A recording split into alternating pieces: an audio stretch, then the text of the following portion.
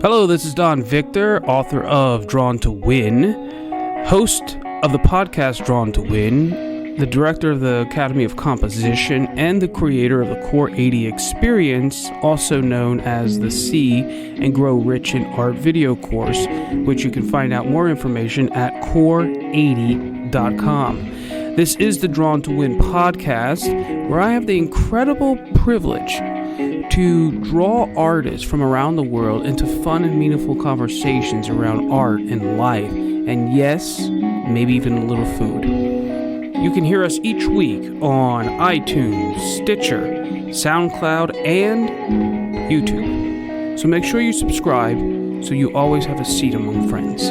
Let's get into the show.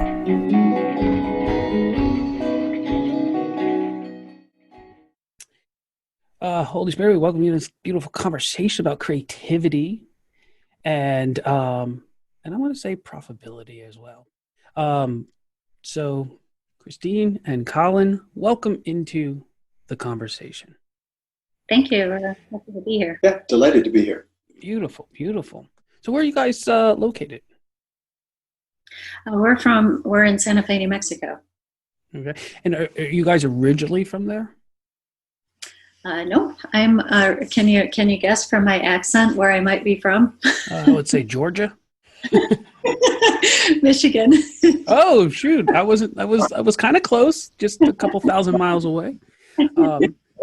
Now I want to test you on my accent. Where am I from? Virginia. Oh, shoot! Nobody's guessed that. That was great. Was I right? You're right. Oh my God! No, I was going to go for California, but yes, Virginia. That's creepy cool. Okay. So Michigan, what part of the hand of Michigan? Oh, you didn't think I knew that, did you? A little closer to Ann Arbor. So okay. Suburban metropolis area there. So now you're like up in like Friesland, and you got Virginia.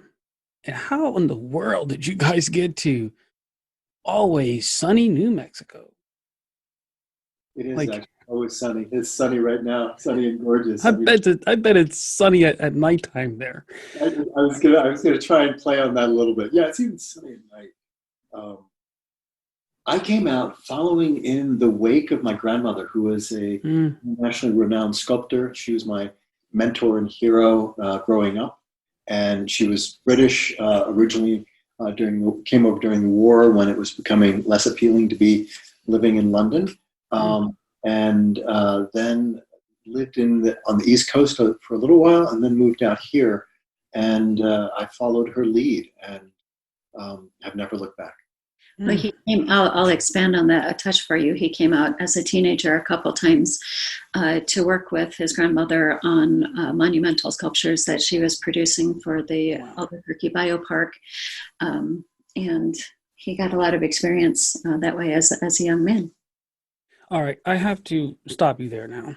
You're saying your grandmother worked on huge sculptures, correct? Yes.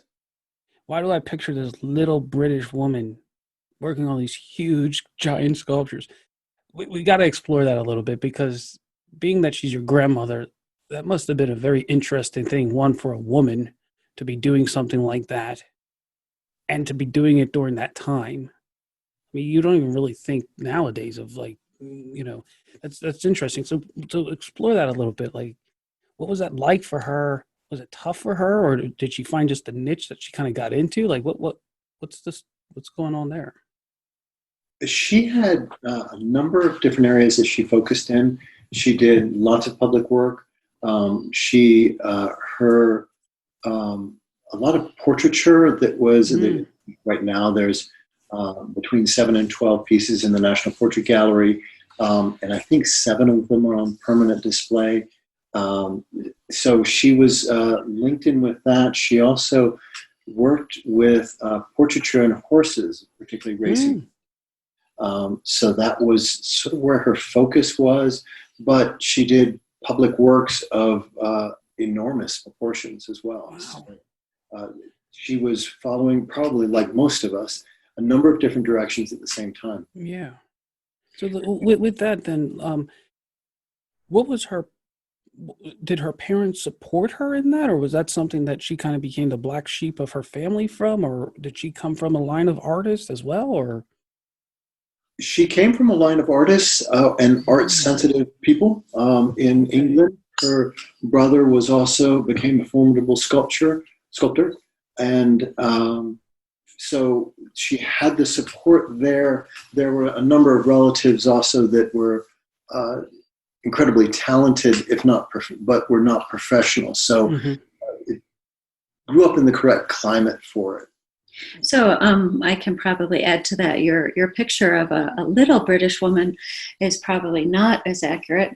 She was quite a dynamic powerhouse, but your picture of somebody being very strong-willed is absolutely right on the nose.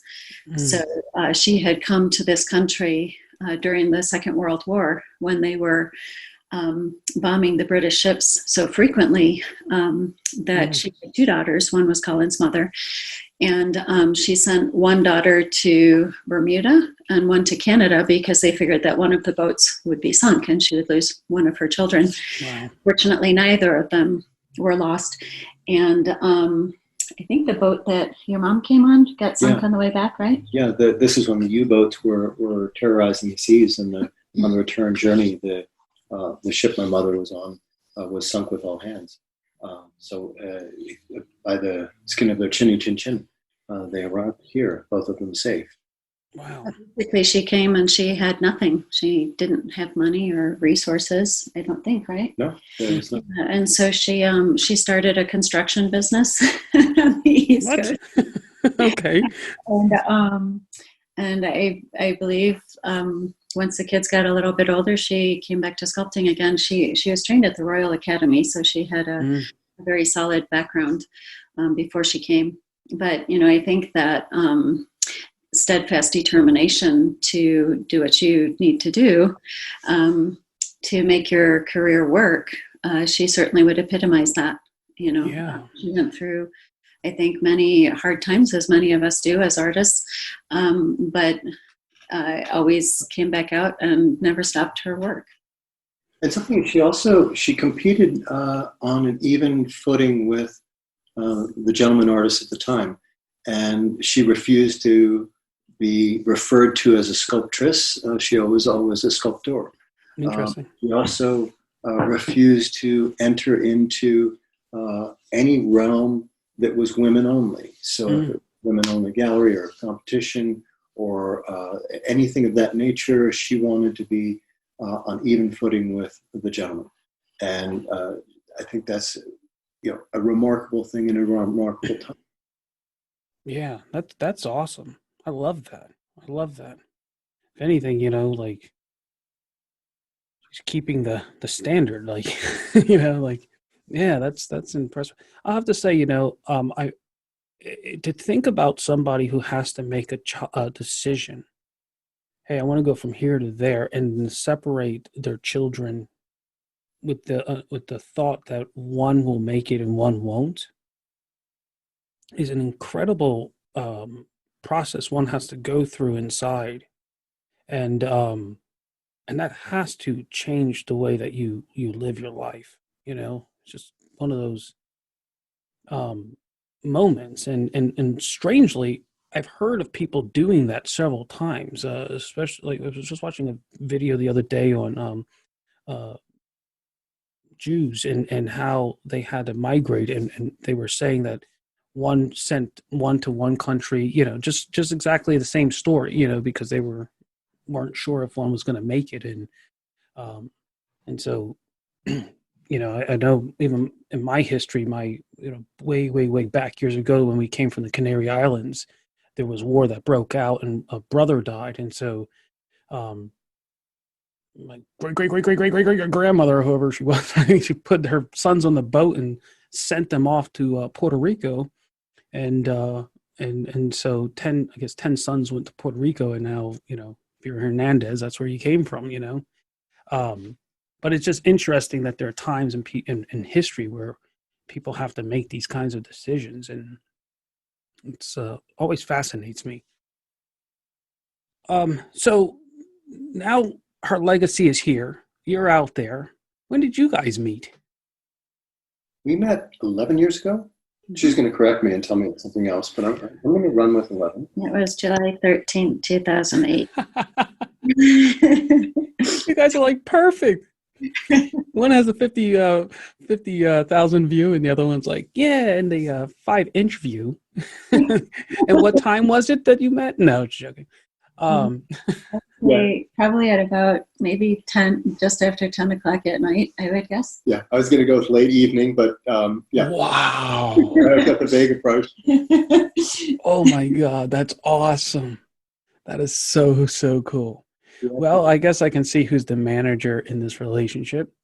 Yeah, I'm completely window dressing. She's the brass tacks one. That's so cool. Very cool. At a Malonga, and I asked her to tango. And it all started with a dance.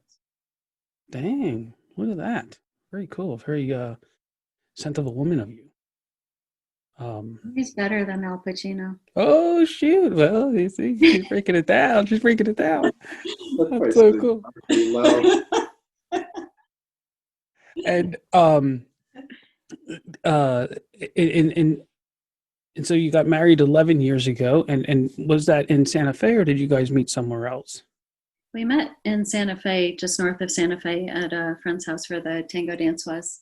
And we got married the next year, June 5th, 2000, on the Greek island of Paros.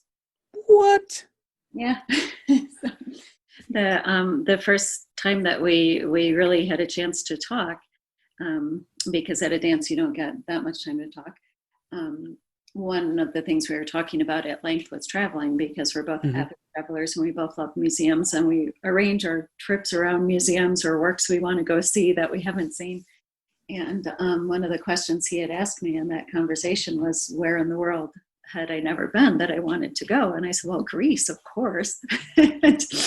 And Colin, as a young man, his grandmother introduced him to a Greek icon painter who invited him to paint in the studio with him. And he would always be sharing the Greek myths with Colin. And so when Colin was a teenager, his grandmother paid for him to go with Christy to his native island of Ikarios. And so Colin had been to Greece many times. And I don't know, I guess it just seemed natural that we were planning to go. And then we were at another dance probably around December or something. And somebody asked when we were going to get married. And I said, well, in the spring in Greece. And he said, well, we are. And I was like, well, yeah, of course. Yeah, of course. Again, the big guy and the one with details. Exactly. Right. You knew you were getting married. You just didn't know when. And now you did. I thought we talked about it, but I must have just made that up. I'm totally game. Probably she could have answered that in any other way and I'd still be up. Sure, that works. Yeah. But, yeah, that was perfect. That's beautiful. That's awesome. And so, Kristine, you're a sculptor as well, right? Yes, I am. And so were you sculpting and that when you guys met, and did you guys have like your own career before then? And yes. I probably made my first sculpture when I was 9. Nice.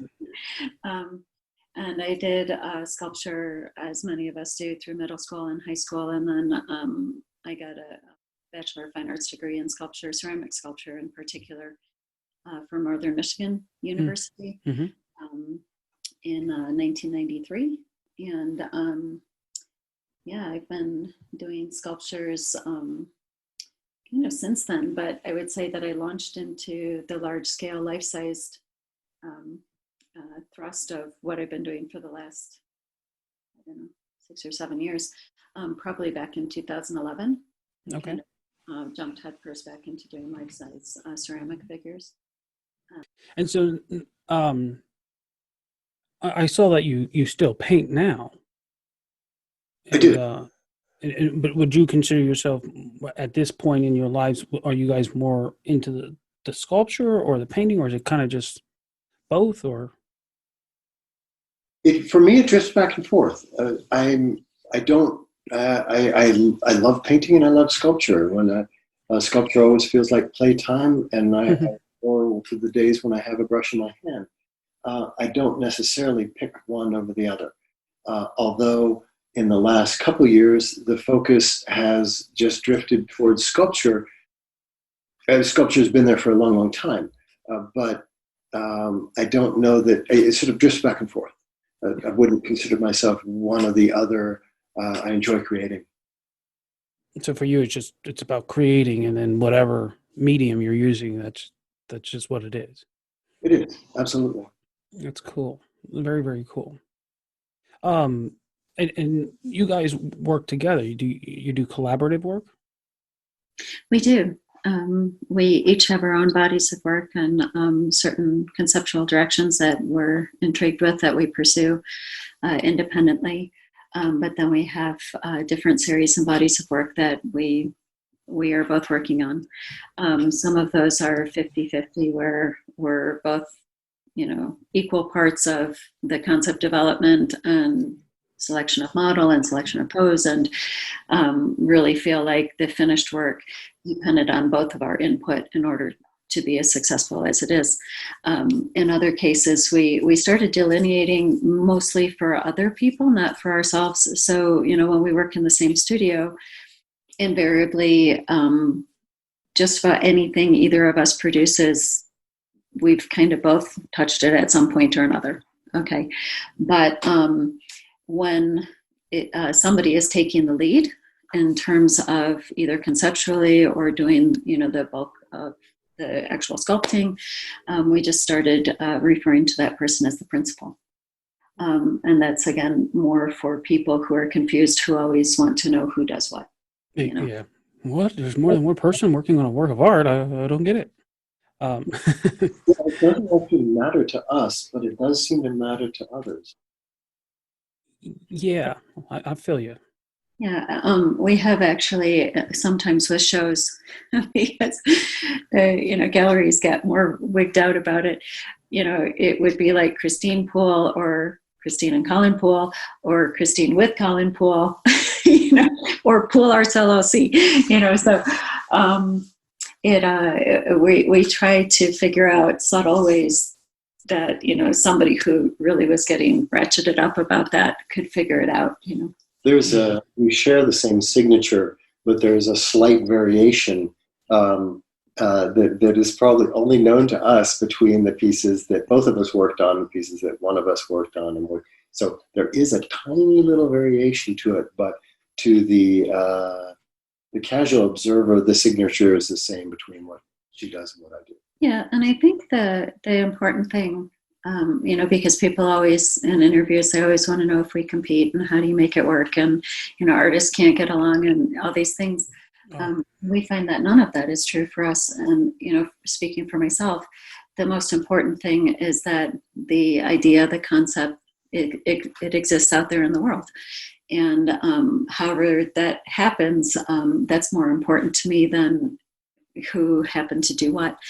And invariably, if Colin's getting ready for a show or needs to get something done so he can get a picture of it for a publication, and he's scrambling to get it through, because we do a lot of the bronze process ourselves, so we can control the quality of it.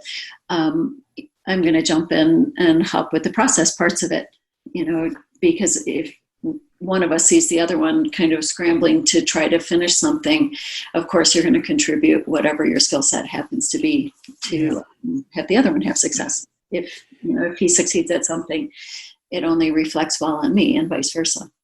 I find it strange that anyone would think that you're competing with each other. From the day that you guys met, you've always been dancing. And, I was looking through your website and I came over that picture of you guys working on that sculpture together. And I'm looking at it, I'm like, oh, look at that. They're dancing together, And rather than creating a dance, you're creating a sculpture together. But that's at least the feeling that I get. And then through this conversation, I just kind of like how you guys weave in and out of each other's thoughts. And yeah. I think the metaphor is very appropriate and very apt for how we approach things. And there's crossover between collectors as well. collectors of Kristine's body of work often purchase mine, and vice versa. There's a fairly blurred line there. People who enjoy our collaborative pieces may then also enjoy our individual directions as well. So there's no issues there as well. And there are people who prefer one over the other, and that's great. Yeah. It's I love this story. I love this. Something I'm starting to do a lot more with artists is collaborate. And because I don't really have a medium in which I work in. I don't have an authority over a medium. But what I do is storytelling can pose really well.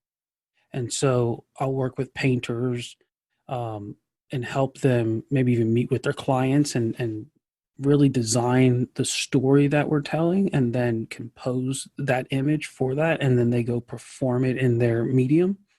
And for the artists that I work with like that, they love it because their goal is to get their clients the best work that they can do.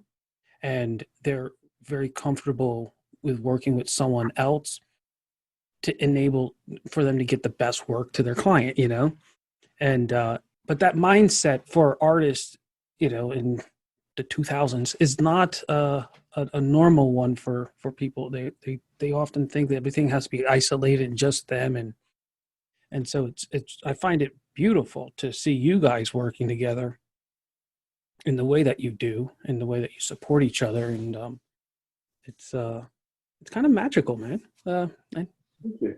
It's very magical.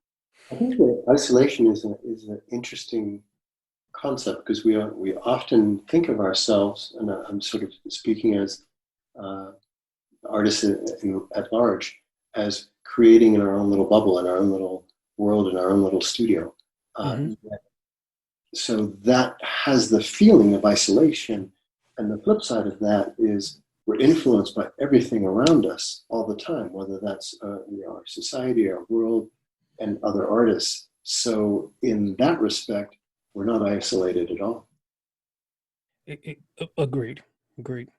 I think over the last 100 years, if one want to come up to with a conspiracy theory around it of some sort, I sometimes wonder if we were socially engineered as artists to embrace this idea of, one, you're starving, and two, you're supposed to be isolated, because ultimately it ends up robbing the power out of the artist. And because the truth is anything we touch or look at, some artist created it. It's like,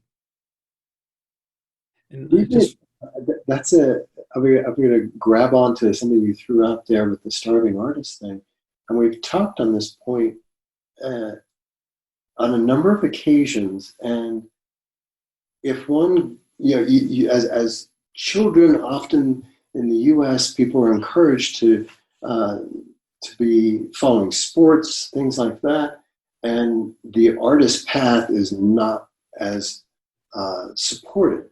Mm-hmm. Yet, if one looks at how many, and you think of how many athletes are making lots of money, this is a kind of in the common vernacular. Yet, if you Google professional artists and creatives, mm-hmm. there are many, many, many times more people succeeding in the creative fields than there are athletes. And yet somehow this starving artist thing has still stuck with it. So I'm always encouraging people, go and find some of the numbers behind them. There was a time when the numbers came tripping off my tongue, but it's extraordinary how many people are out there making it in the art world. It was somewhere around 600 to 800 professional athletes in Major League Baseball, the NFL, hockey, and basketball, I think, something like that. People who've actually made it to that is their profession. And the number of creatives, if you talk about artists and designers and musicians, it's like well over 2 million that wow. make their living it's not like I'm dabbling at this. It's like, this is what my income comes from. Yep. And I think, you don't ever, well, okay, so you rarely hear stories about the parent being like, yeah, I'll drive you to after school art practice. Let's go. I'll After buy school you art practice. stuff. Yeah. You know? And granted, there are lots of soccer moms out there, and there are actually a fair few art moms too.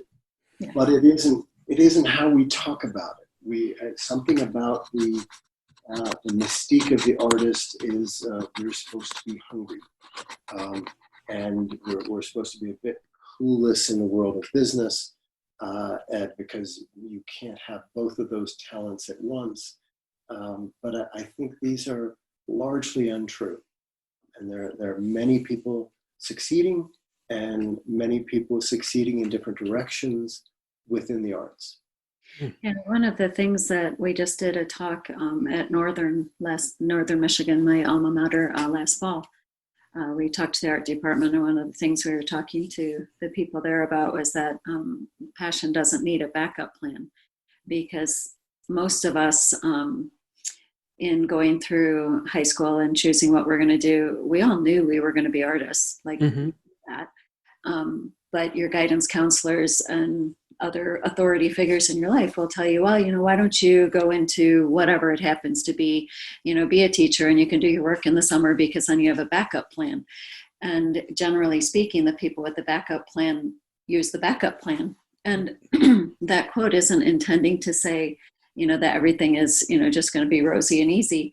But what it's meaning is that, if you're passionate about art, you knew it from when you were a kid, most of us, and you are going to figure it out. You're going to figure out how to make it work. And if you can approach that path knowing this, I am going to make this work out, and it is going to work out. And you might have to be very creative in your approach to your business.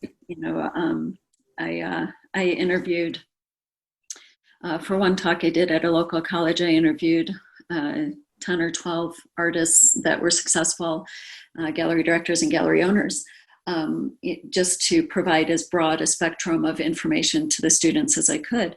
And of all those people, there was only one artist that did the typical path we're prepared for in school, which was he creates paintings and he sells them in galleries, and that's like all he's ever done, and everybody else, it's like they approach their business as a multi-pronged approach. They, do the gallery thing, they do the conventions, they do art fairs, they do online sales, they write books, it's like, so you don't need the fallback plan of, I got trained to be this other profession.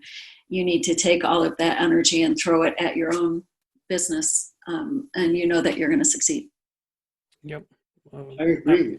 I think, no surprise, I agree. You're a wise man. Fond of thinking of it and referring it to it as the Alexander the Great approach. You arrive and you burn your ships and you fight your way home. Yep. You don't have that backup plan to rely on. You keep going forward with what you have.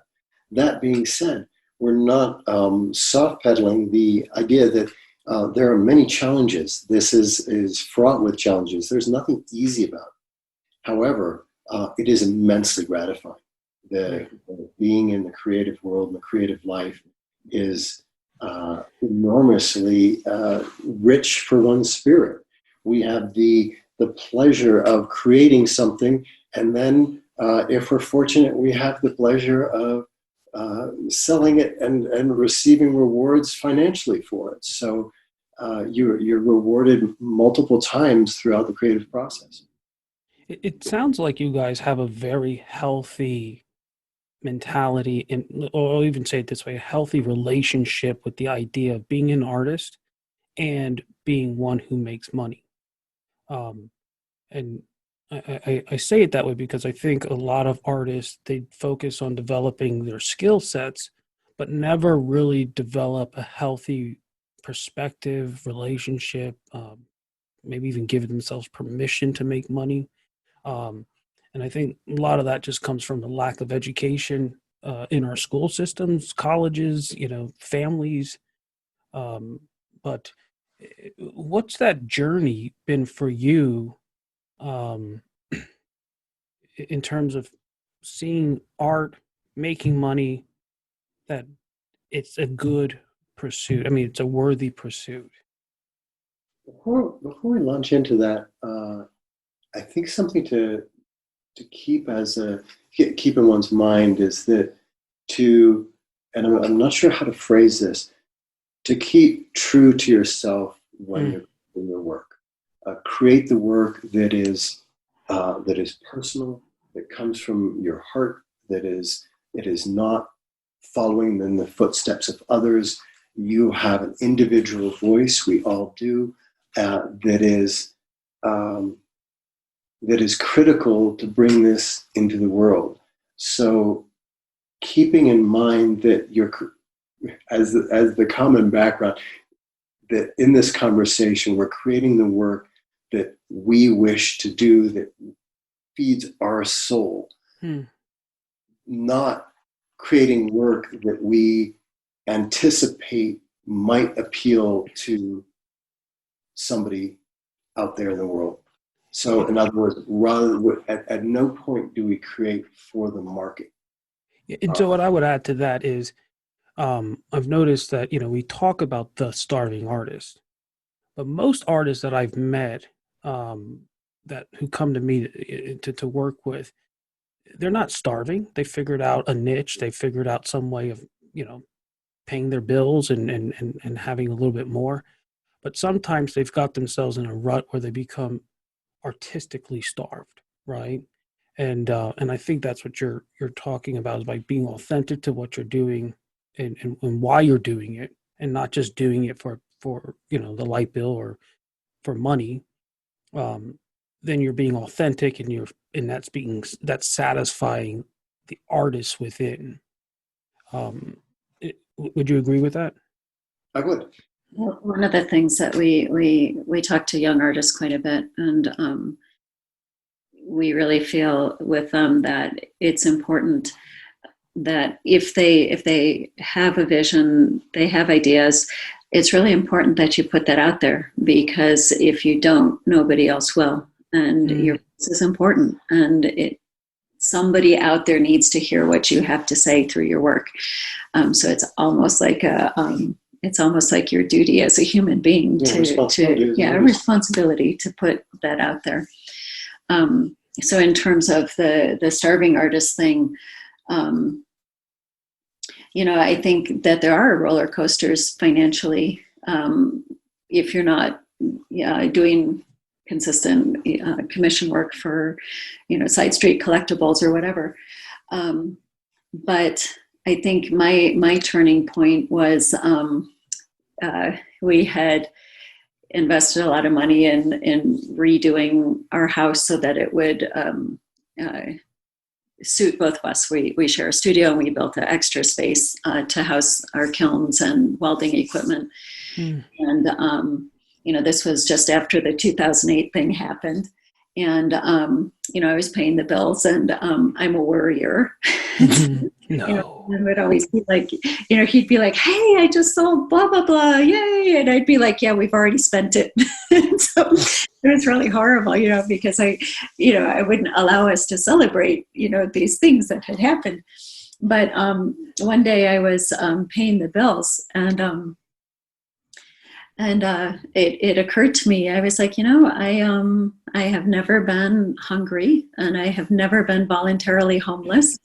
I've been involuntarily homeless. I've been voluntarily homeless, but I was like, somehow it always works out, and it has continued to work out for many, many decades. So my worrying about this is really kind of silly, because we do continue to figure things out. And I went to Colin, and I told him, I said, well, we've everybody's paid. We're good for the next month, and we have $162. And I laughed, and that was like my breakthrough. My turning point was, to not be frivolous about it, but to not. Worry is such a destructive force, worry and fear. And if you're constantly worried and fearful about how am I going to, make money to do the next thing.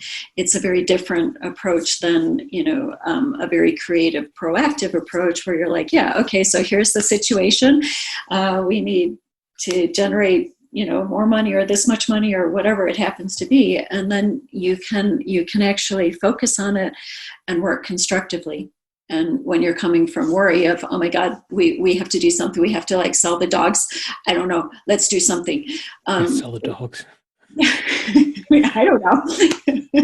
It's your brain doesn't function. And so you can't actually go, oh, you know what?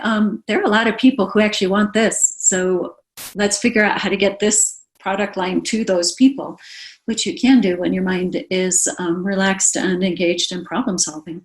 Yep. I think there's also something in regards to security or implied security, and you think of the artist as having no security at all in as far as their financially, and you think of almost all other careers as having security, and yet I disagree with that approach.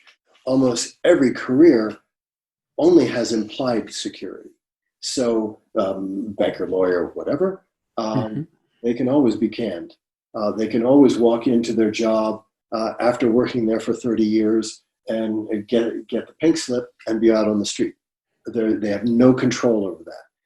But there's an idea that, well, if I work there long enough that I have this security, and I don't believe in that. And the flip side with the artists, there's this idea that there is absolutely no security. And in some ways, if you want to look at evidence for that, you can find it. You can say, well, we cannot at any time anticipate when a collector is going to fall in love with a piece of work, is going to have the wherewithal and to purchase it, and have a space where they wish to display it. All of these things have to align. So you could look at that and say, yeah, there's absolutely no security. However, if one is using a multi-pronged approach to their business, you can help develop a sense, more of a nature of security, because if that particular section of work that appeals to that collector base is in a lull, you have something else going. And if that's in a lull, you have something else. You have many things, many irons in the fire that are creative. And so in that way, you can build somewhat of a sense of security.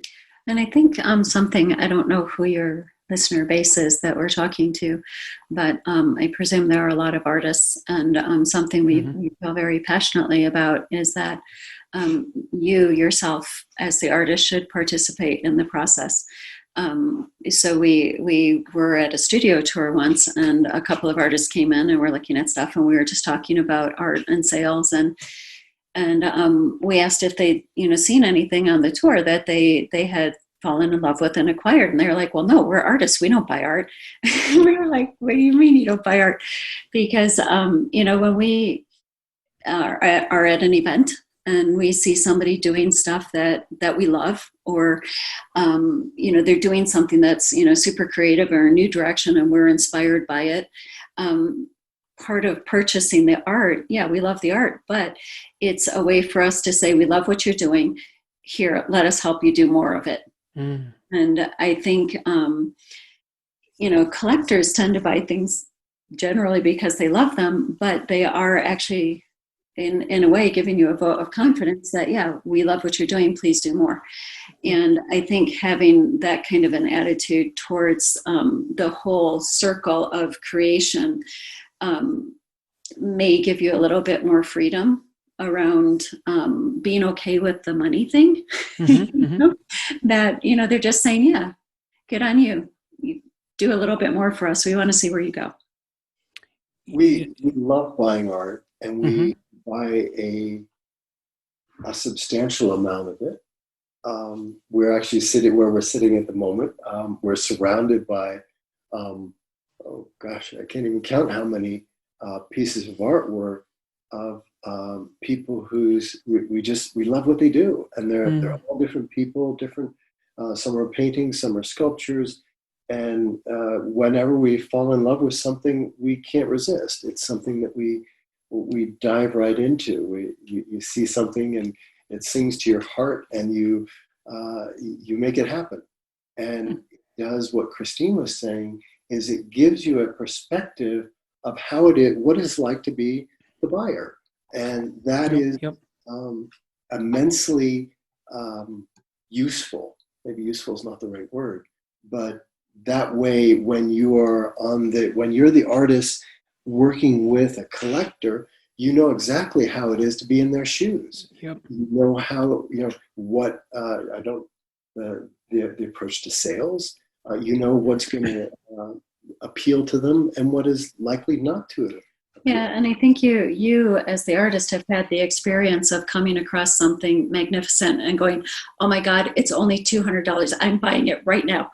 And coming across something that you absolutely adore that's $18,000 and being like, there's just no way. Even if I sell the dogs, I can't buy this. We're working with some of this stuff, don't we?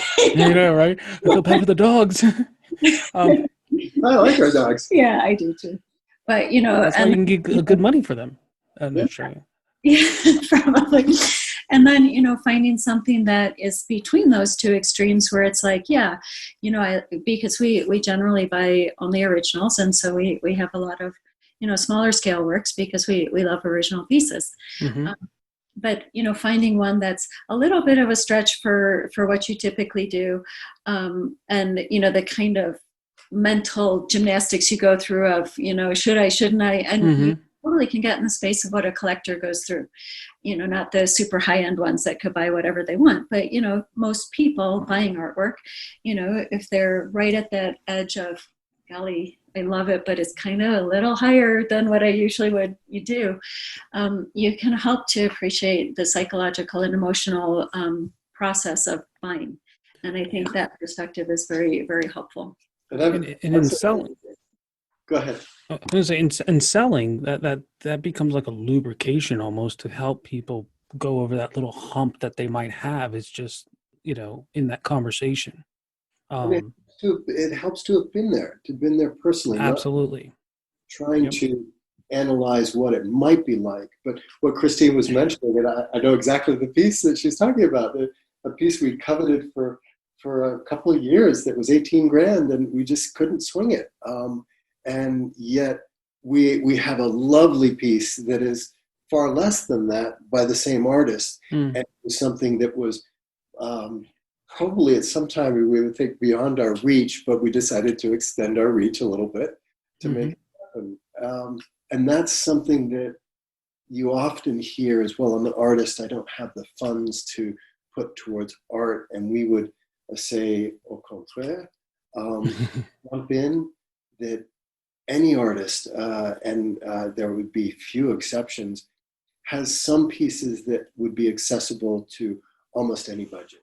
So you cannot afford the magnificent, 14-foot tall bronze sculpture. You may well be able to afford the sketch that led to that bronze sculpture. So that the painting, there may be the draft or the color study that is something where it can be a memento of the experience of how much you enjoyed that piece that was out of your reach and still has a light and a fire from that artist. So I would encourage people to always consider being part of that circle, being part of the creative side of it, and to think of and I think we've all heard of artists who say, well, I don't buy art, I'm the artist. That's not an uncommon thing to hear, but it seems absurd to our perspective because we love art, we love creating art, we love art in museums, we love seeing what other people are doing. And we love artists. Yeah. They're really cool people. Yeah, no, they're the best. They're the ones we really want to show up on our doorstep. So being part of that, not being off on the side saying, no, that's an area I'm not going to be part of. Yeah, and I think what you're saying, where you're saying that it can help your own process of talking to somebody in a sales situation.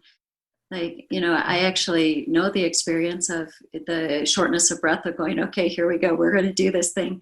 But then after the fact, the days and years of loving the thing. And every morning I wake up and I get to see it. And every morning it inspires me and it's beautiful. And like I have that experience that I could share with a potential collector of artwork that might be a way of allaying some of their, worry or anxiety about, I don't know if I can.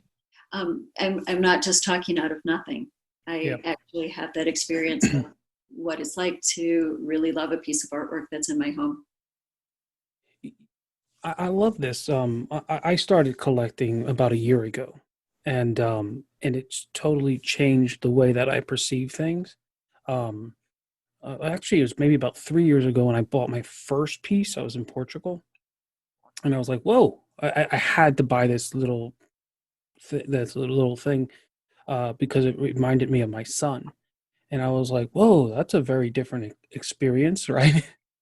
um, and and and it's neat because like you said, like it puts you in the mind of a collector from their perspective, because they're not buying art from the same perspective that the maker is making it, and because it's serving a different need for them.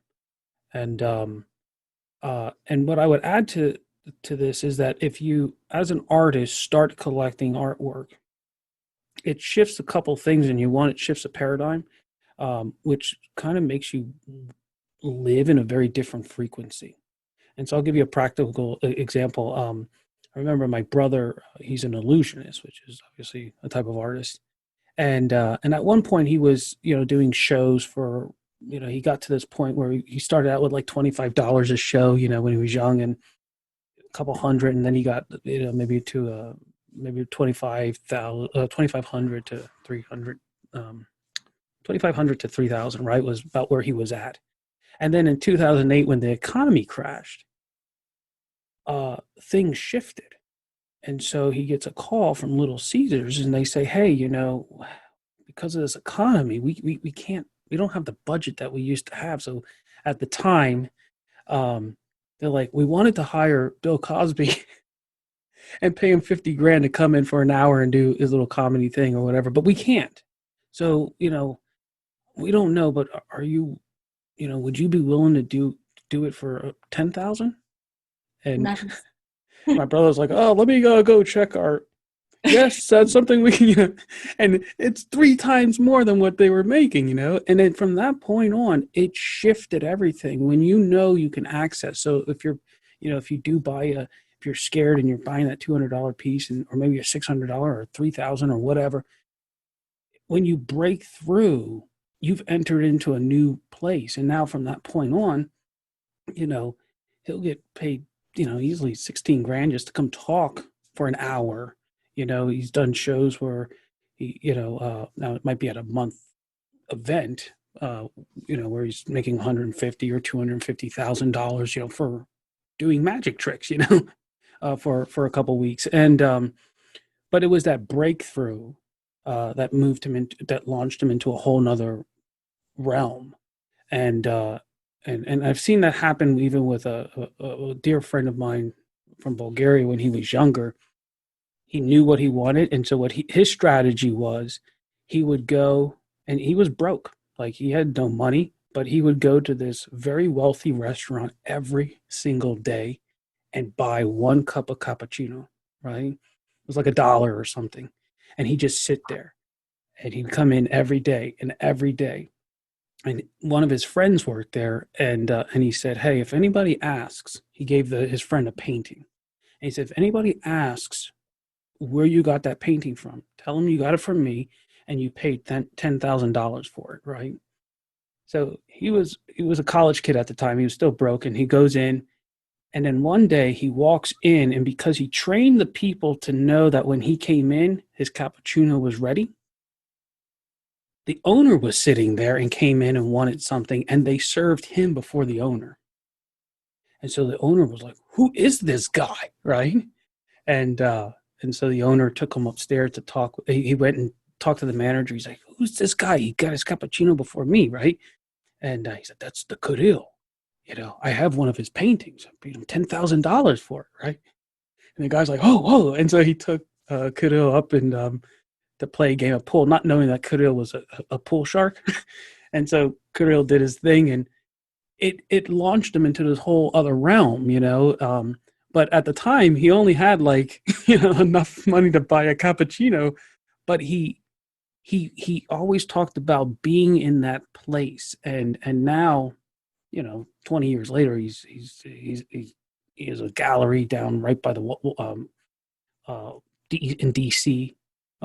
He's incredible. He's an incredible character, and what he's done with his life. But it's something. There's a beautiful practice of pushing and kind of coming into a different paradigm, and all these little wins build you into different places that you can feel more comfortable with, and that's kind of what I'm hearing from you guys, is that as you acquire art, it makes you feel more comfortable talking with people who buy art. It makes you feel more comfortable in that space. Like you don't feel like you don't belong there, but you actually do. And so that's my encouragement to artists, is do whatever you have to do to get in that space. Yeah, I think it helps you to appreciate the fact that, the collector came to you. Mm-hmm. And you're not being a shell or something like that. You're not being a what? Somebody who's just trying to convince somebody to buy something you're selling. I think it allows you to be genuine and honest in that experience of, a collector came here and I can accept that they're loving what they're seeing, and my job then is just to figure out what their needs are, and what will fulfill that particular need or space or interest that they have. Mm-hmm.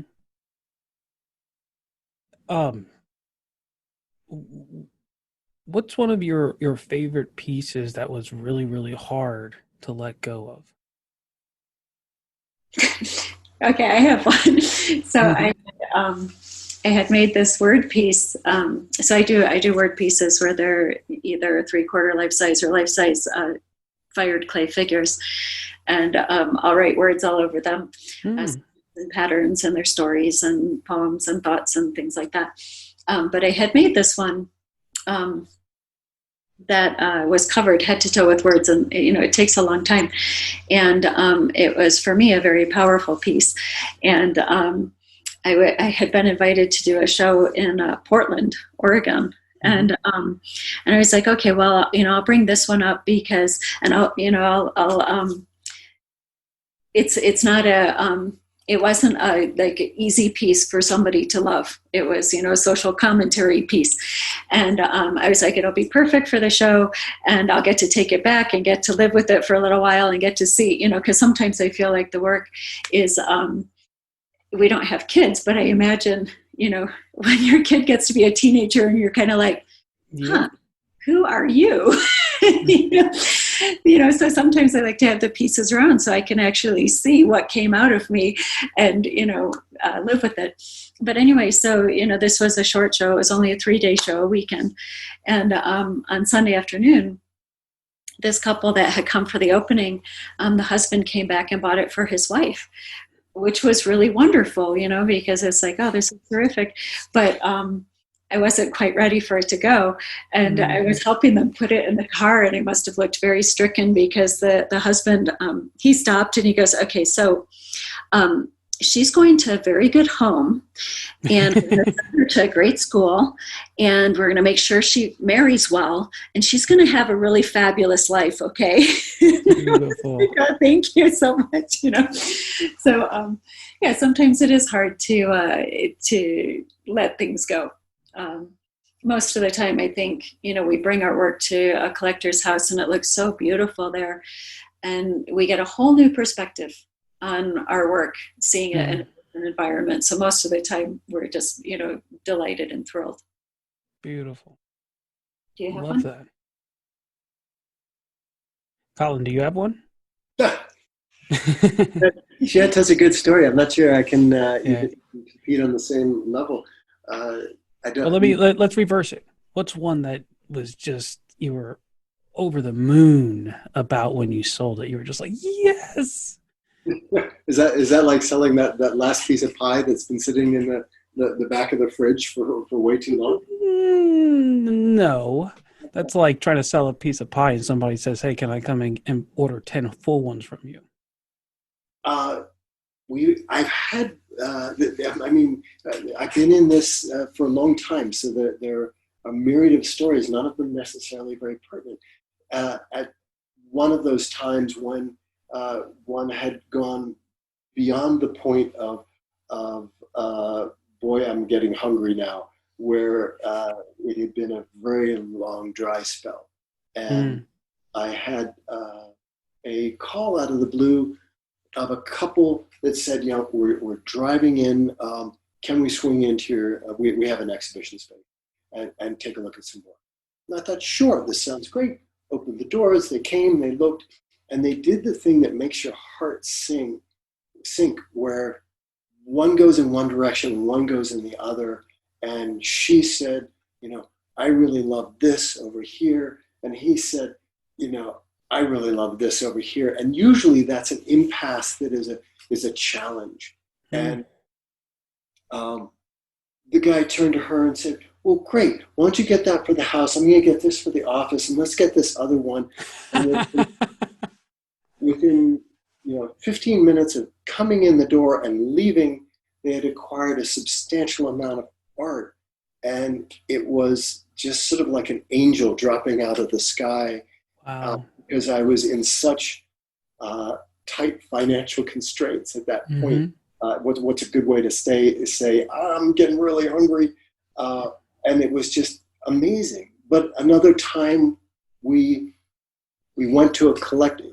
The collector sent an email to Kristine. And what did he say? He had bought a couple of small plein air paintings from a studio event we had. And he texted me and he said, hey, why don't you come out to Sedona for a drink and bring my favorite painting with you? And his favorite painting happened to be this very large painting that Colin had done. And I was like, all right. And so we actually loaded the truck up with a number of large paintings in case that one didn't work for the space. We wanted to have some alternative choices. Oh, you're smart. Okay. Yeah. And we do this actually with the large scale sculpture too. We'll bring them to collectors' homes and try them in different places. So we went out and I don't know how many paintings he bought. He bought every large scale painting that Colin had at the time. Wow. Because they had just bought this new house and it was a big house. Nice. On the walls and they had no artwork. And they just bought a whole bunch of stuff to fill their house, which was amazing. Wow. You walk away from that. It's one of those, unicorn stories that you kind of hear about and you're like, yeah, does that ever really happen? Well, it does. It's not like every week, but you keep working and ultimately it leads to right place, right time, right people, right connection. Yep. And, magical stuff like that can happen. And actually, another story I have on that is we were at a convention, and this guy came in, and we saw these little mini bronzes, and he had said, yeah, I want one of each of these designs, which we're like, okay, that's interesting. And then there was a smaller scale bronze, but bigger than those mini ones. And he's like, yeah, and I want that too. And we're like, okay. And then as he was walking out of our space, he said, and I'm going to take one of these two too. And they were these life-size bronze busts. And he's like, wow. I just have to decide which one it is. And he said, I'll come back tomorrow. Which, for all of us who work conventions, exactly. we're like, that's, yep, right. Never gonna see you again. That is never going to happen, And so, but then the next morning, he was like texting me. He's like, I have to catch a plane. We need to get together so I can pay you. And I'm like, really? Wow. Yeah. This is so weird. And I guess I like to tell people that story because I think we do get jaded, yes. with the things that people say where they're like, oh, I really love this and I'll come back, and they never do. Sometimes they do. So, if you can keep your mind in that positive space of, yep. Sometimes it does happen and sometimes it does work out. Yeah. Two, to add to that was, sort of the bizarreness of how work is sometimes placed. I was setting up a show, and a guy came and he had mixed up the date and the time of the show. And Mm. so I'm setting up the show. He shows up a, a day and 4 hours early. And I'm so frenetic trying to get this stuff up on the wall. Uh, Mm. and I'm not really focused on what. And he ended up buying the largest piece in the show. And he made the entire show, even though he was mistaken about when the show opened. And the flip side, on a show that I uh, hung in a gallery, and it had been just goose egg, the whole opening, uh, Mm. where nobody found something they fell in love with enough to acquire.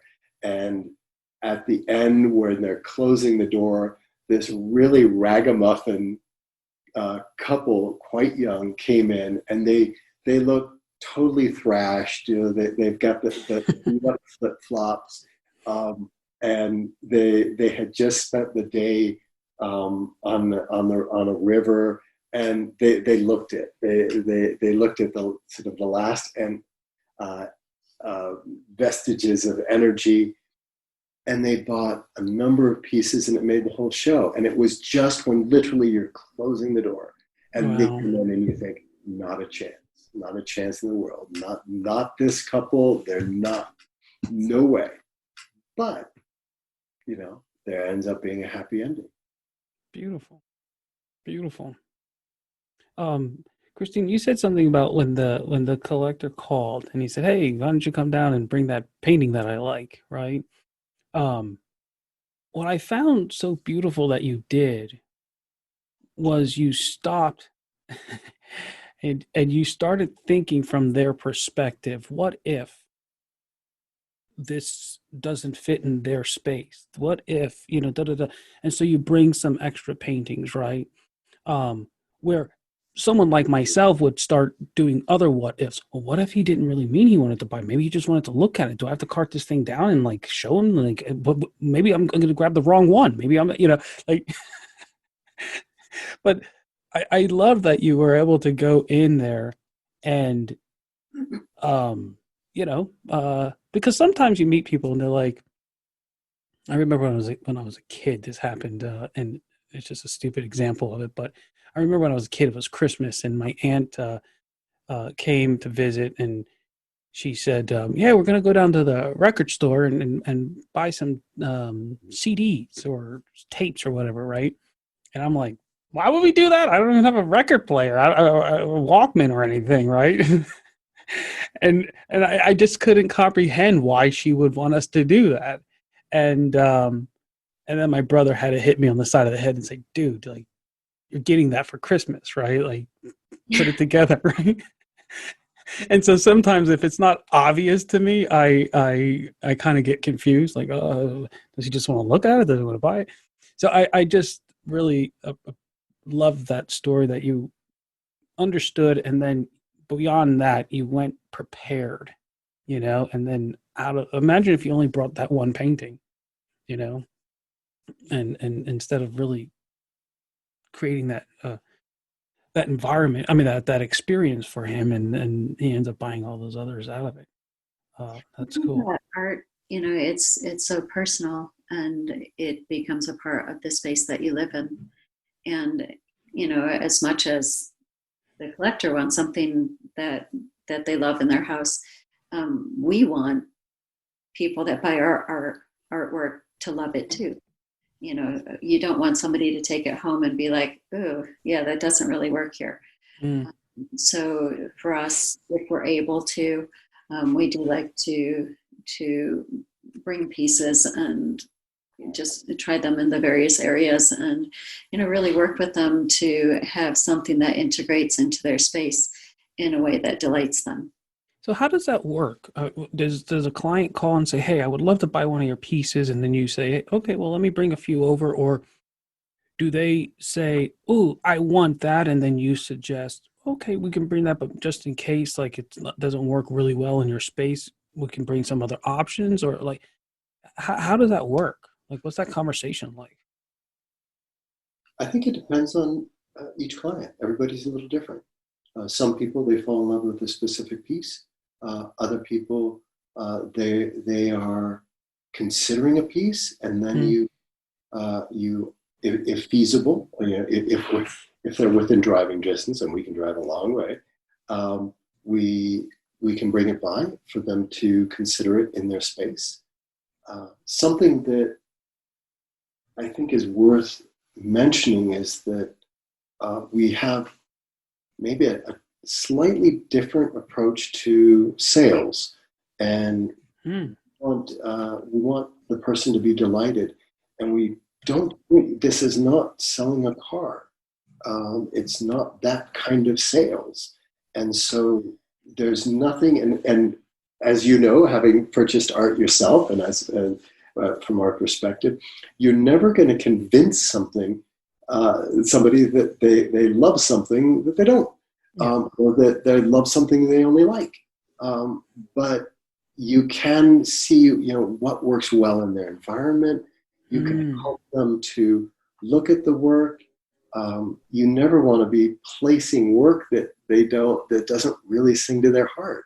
That's not that. It's not as though, well, if you want a station wagon, well, maybe we can set you up with this minivan over here. It's not that kind of thing. And so sales in some ways may not be the right word for it. But yes, you are selling work, but it's more along the lines of placing work that works for the collector, that and that what placing work that works for the collector. works for the collector? Okay. So we don't say, okay, we're going to bring a van full of stuff and we're going to start trucking it through your house and see whether anything works. But we often have a backup in case you walk in there and it's their eye, it's our eye. When you look at it and you think this really works, or Yeah. this doesn't quite work, let's try something else and see, or it doesn't quite work here.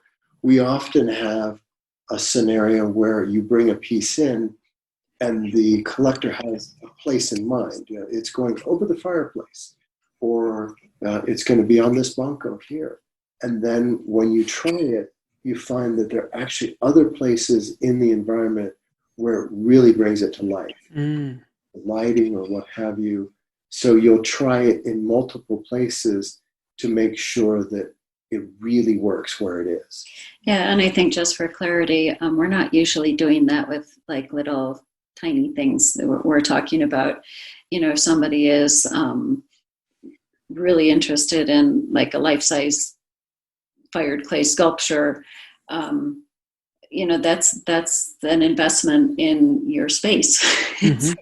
You have to make sure that it works. Or if it's a substantial painting, you have to make sure it works. If it's something that's much more petite, we usually trust that there's going to be somewhere in somebody's house where it's going to be perfect. It's more the kind of larger scale things where we're really Yeah, hands-on, making sure that this is going to be a good choice. that makes sense. And some of it's also with large scale work, you're paying attention to things like, is it going to be placed at grade level, outside or inside? Is it going to go on the floor? Does it need a stand? What kind of stand works with the environment? Is that something we need to fabricate in advance? Is that mm, something they're taking care of? And sometimes they can show us pictures of, okay, this is where it's going, and you can get a sense of the architecture of the building and go, yes, this type of stand is going to work great, and this type won't. So that can be an element in the discussion as well. But yeah, Kristine is completely right, as always. We're talking about larger scale pieces. If they can put it in their hand and put it in their pocket, yeah, they can figure out where it's going to go in the house. yep. There's what I keep hearing from you guys is this beautiful example. I believe his name is Jeffrey Gottimer. Yeah, Jeffrey Gottimer, and he's a sales coach. And back years ago when I was in real estate, I would just consume his information on sales. But one of the things he talks about is like, hey, we're not to be salespeople. We're to be trusted advisors. And that I think everything you're saying is that's what you're becoming to these people as a trusted advisor. Obviously they're buying your artwork, but you're coming in and you're just not trying to peddle your wares on them, right? You're really trying to build a meaningful, real relationship where and really give them the best thing that they can have for their space and for themselves, right? And I just keep hearing that's what over and over, that's what you guys are doing, is you're building that, you're caring for that relationship, by the way that you approach it. I think what you've said there is gold. That's a very important part of it, being advising them. And the same goes with commission work. Part of what we do when there's a large-scale commissions, whether it's for corporations or whether it's for communities or individuals, is we advise. We use our experience and our vision to help them make the choices that are ultimately going to work well for them. And sometimes they may be very clear on that. Other times they may need to be advised as to what's going to work better. Some people don't have that visual acuity, if you will, to be able to go, yes, it needs to be placed here. It's going to work best with the lighting here. These are all the factors I need to take into it. But we have the experience. So we're coming in and offering them that experience if appropriate for the scenario. Yeah, it's funny. When I go for haircuts, not in Corona time, but I think that's going to be the first thing I do after Corona is over. The quarantine is over, is go get a haircut. But I always find it interesting when you go in and the person says, "Oh, so what do you want?" I'm like, I don't know. Like, make me look like when I leave here, all the women are gonna be like, "Oh my God, I gotta go to dinner with him or dance with him." But I always find it strange because they're the expert, right? I want to know from your perspective as an expert what would look good on me. I don't know, or they'll ask you like, what numbers do you use? I'm like, I don't know. I'm not a hairdresser, right?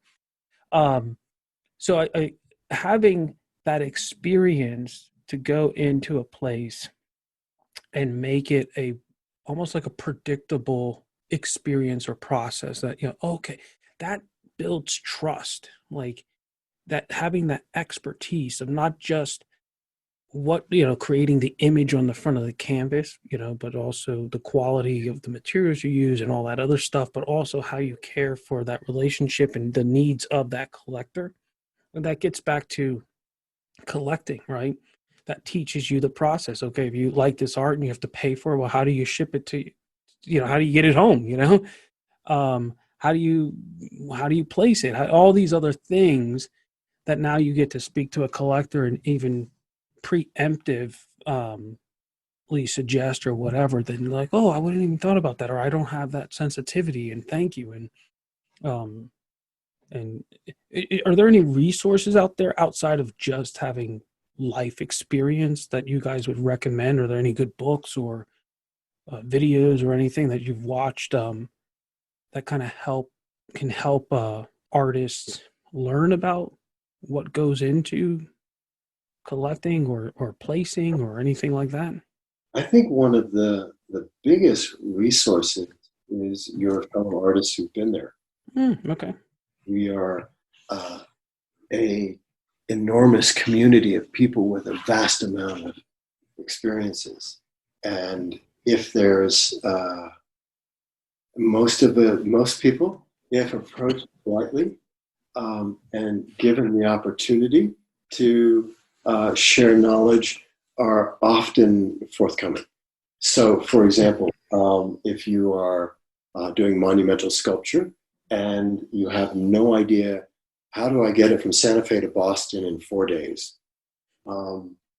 You talk to people who've been down that road before. I think in terms of, I think that's actually very true. I think a lot of our personal philosophies are formed through experience, but also through the experiences of other people that we talk to at events. So, certainly going to events, whether you're going to show your work or just going to attend and actually talk to people, that's actually a great resource. We have flipped through certain sales books. I am probably fundamentally opposed to like sales techniques because for me it doesn't ring as honest and true. But I was actually reading a book recently called "Sell Your Soul" by Russell Noah Halty. Oh, wow. Okay. He's an author and he does conventions and expos. And I did find that there was quite a bit of stuff in there that I found was interesting and intriguing. And I thought, oh yeah, actually, I could incorporate that. And that's a good way to think about it.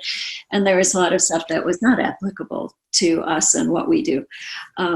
But I guess what I would say is that it's not ever going to hurt you to read, a book on sales or a book on interacting with people, because there's going to always be something that you can learn. And there's always going to be stuff that you learned because you're like, yeah, that doesn't fit for me. I'm not doing that. But I think just continuing to broaden your approach and the things that you have in your skill base. I would also say, getting in the habit of saying yes to people. So, when people ask if you'd be willing to, do an artist talk or, be on a podcast or present an award or whatever it happens to be. Yes. Generally say yes, because you're going to get more experience. And if you're like most of us, you will self-assess afterwards and say, yeah, I did great on this and not so great on that. And how can I improve that the next time? And then hopefully the next time you've applied those things and you become better and better, whether it's, of course, in making our work, we all do that naturally. But for most of us, we're introspective. And so, interacting with people can be challenging. And so the more you forcibly put yourself in situations where you have to do that, the better your skills will get. And the more you put yourself in situations where you're dealing with sales and, every time somebody says no, you've learned something very valuable, Every time somebody says yes, you've also learned something there too. So yeah, we're yes sayers. Yes sayers. That's nice. Expand a little bit on that. One thing that you or we have heard numerous times is people who say, well, I don't want to sell work. I just want to be in the studio and create. And that is, I think, a bizarre fantasy that is probably more derailing than anything else.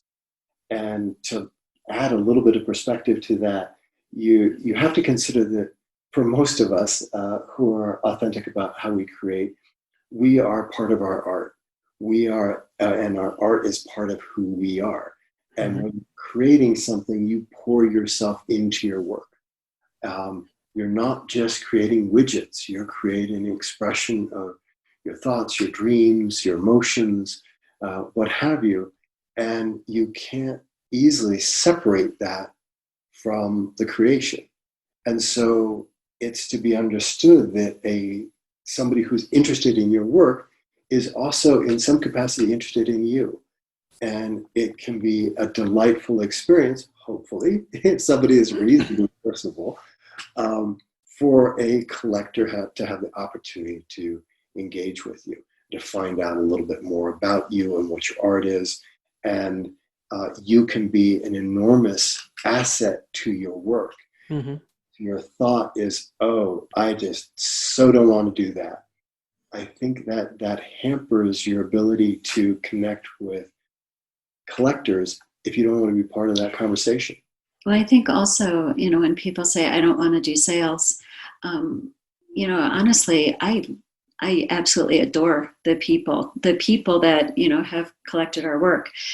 Yes, we love the fact that they bought our work, but they are just this amazing group of, intriguing and educated and insightful people. And they tell me stuff they see in my work that I'm like, oh my God, I wish I had a tape recorder so I could use it in my statement, and many of our collectors have become friends. And, through the time of Corona, I'm, texting them and, finding out how they're doing and what they're doing. And I really just enjoy them as people. And we didn't have that interface of sales, I would have never met them. Even beyond them, helping for us to create more of what we like to create.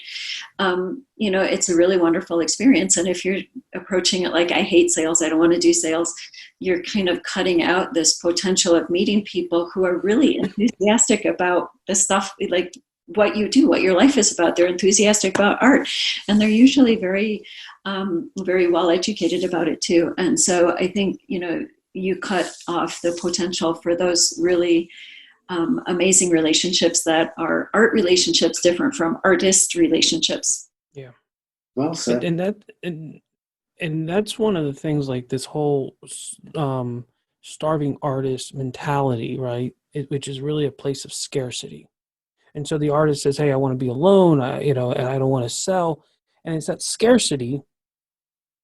And then, but they expect, I remember I was talking to a gallery owner who once said this. She says, it angers me, to be quite honest, that an artist will come in and they just think, oh, I just have to worry about the image on the front of the canvas, but the materials that they use is not good. It's like student grade materials and this and that, and then they expect some person to come in and drop $10,000 on a painting, right? And she was saying, that a collector will come in, they'll look at the image, they'll flip it around, make sure that they're looking for quality, right? They want quality things. And so the scarcity, you're not dealing with people who are in that mentality, right? So they want to pay you. They want to support you. They want to make a fair exchange, and so it's really, really important, if you redefine or reframe what sales is, and also just understanding what is the psychology of someone who wants to buy, who can buy, right? Um, it Once you start seeing those people from a different perspective, it changes the desire to sell, or it kind of removes the fear, right? Um, and so that's my encouragement to artists who are listening to this, who may be struggling with that, is figure out ways. And you guys said a great way is go talk to other fellow artists, go listen to podcasts, read some books, and really try to get into the mind of people who buy things. And one thing you can do, and I was told this a long time ago, was just becoming conscious of your own psychology. Like, go through your house and look at everything you've paid for. Find the things that you paid for with joy, and figure out what was that conversation that you went through in your own head when you put that money down, right? It might be something that you wear. It might be a pair of shoes. It might be a piece of furniture that you have. And try to understand that psychology. That might help you bridge that gap between you and a collector. That's great. I think there's something else to consider when tapping into the resource of other artists, is that choose your time carefully, or maybe conscientiously. So if you meet an artist at an opening, and you have a question for them, that may not be the best time to hit them up for, how do you do shipping? Excuse me. Okay. But it's something more along the lines of just being aware of their time and the situation they're in at that time, so that you can ask them, I would love to ask you a question in regards to this, and I know this is not a good time for it because you're at a convention. Would it be possible for me to call you? And what are some of the better times? And then when you do call them, the first thing, if you have not orchestrated the timing of that call in advance, be sure to start the conversation with, this is so-and-so, we met at this location. I had a question regarding this, and I was wondering when would be a good time to talk, so that it gives them the out to say, we can talk right now, it's a great time, or let's talk next Tuesday, how about 7:00? So that you're not hitting them up in the middle of dinner or in the middle of a convention or in the middle of a gallery opening, and assuming that they are all ears to have an open conversation with you regarding something. Yeah. Yeah, I just got an email recently through my website, and it was a young girl who's in a BFA program, and she had questions about firing. She's doing large-scale ceramic pieces, and they're warping in the kiln, and she's sent this email like 2 weeks ago, and that week we happened to have some applications due, and we were doing a online, probably that thing that you saw, we were trying to finish some bronzes, and I was just like, from my perspective, I'm like, yeah, I can't do this right now. First of all, because we're just got a lot of stuff going on. Yep.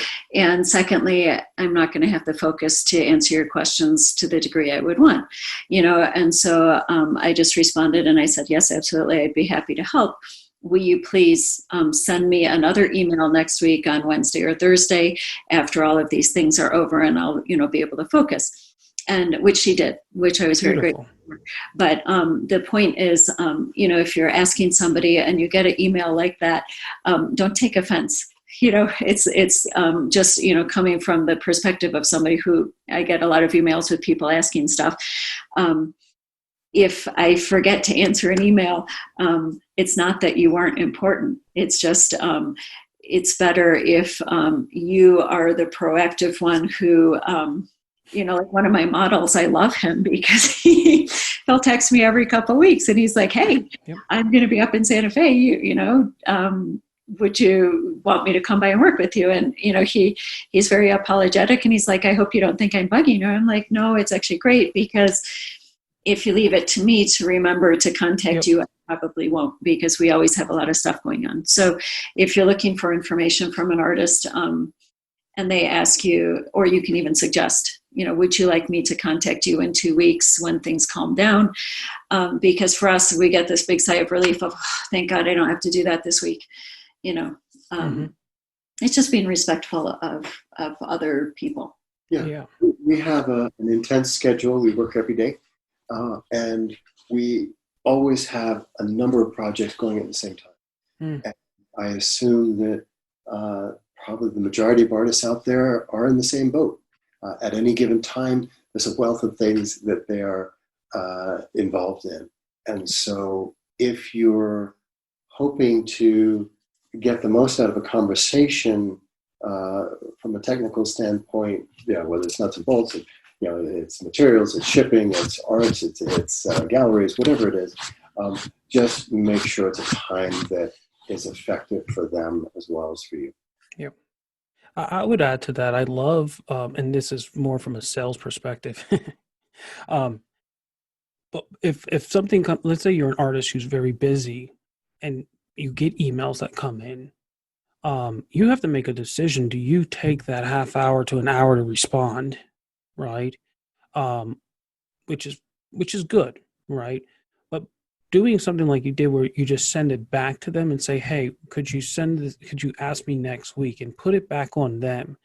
Then what I like about that, it might be a great way to filter out the people who are sincere and really want to know, versus the people who, I had a fleeting thought and they send it out and, how do you do this? Or how do you do that? Right. And so I like that, because it just, and then when they get that answer back, it changes the context, right? That there was a relationship there. And just like with the like you said about your model, right? Coming in and saying, hey, I'm going to be there. Do you need me? And I know back to the hair story. I've never understood why my hairstylists don't do that. Like every 2 weeks saying, hey, why don't you come in for a cleanup, right? I'd be happy to pay, but I always have to remember when my afro gets so big. I'm like, oh wait, I'm a guy. I got to go get a haircut, right?